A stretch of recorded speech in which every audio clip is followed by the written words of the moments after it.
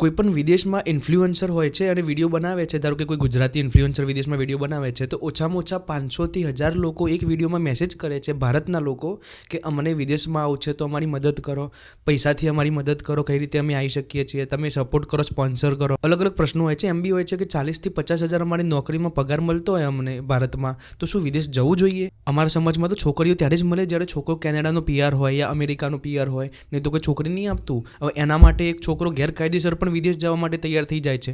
તમારું આખું જીવન ખાલી એટલા માટે તમે નક્કી કરશો કે તમને છોકરી મળશે વિદેશમાં જવાથી? આખું સમાજ તમને એમ કહેતું હોય કે છોકરો વિદેશમાં હોય, PR હોય તો જ તમને છોકરી આપીશું, તો એ સમાજને પૂછો કે તમારા મગજમાં આટલી બધી કામ વાસના જ ભરેલી છે કે છોકરી માટે તમે આવું કરો છો? આ તો એમનેમ તમને એક વસ્તુ કીધી, 17 જાતના એવા કૌભાંડો તમારી આગળ મૂકીશ તો તમે આમ સાંભળી બી નહીં શકો. આવું ચાલી રહ્યું છે. મોટાભાગના લોકો ખોટા કારણોથી જ વિદેશ જાય છે. સમજી લો 99% લોકો. એક વિડીયો તો મેં બનાવ્યો હતો કે શા માટે વિદેશ ના જવું જોઈએ. એમાં અમુક લોકો શું કે કેમ ભાઈ તમે વિદેશ જઈને આવ્યા તો દ્રાક્ષ ખાટી લાગી? એ આખા વિડીયોમાં મેં એ જ જવાબ આપ્યો છે કે દ્રાક્ષ ખાલી ખાટી નહીં, સડેલી છે જેને તમે ખાઈ રહ્યા છો. આ એ જ 99% પબ્લિક છે કે જે વિદેશ ખોટા કારણોથી જઈ છે અને એમને મરચા લાગી રહ્યા છે. હવે આ વિડીયો કે શા માટે વિદેશ સાચા કારણથી પણ જઈ શકો છો તમે, જવું જ જોઈએ બધાને, એ વિડીયો બનાવ્યો છે. એ વિડીયો જોવા માટે નીચેની લિંક ઉપર ક્લિક કરો અને બધા જ લોકોને આ વિડીયો બતાવજો જેથી ખબર પડે કે સાચી વસ્તુ પણ હોઈ શકે છે વિદેશના નામે.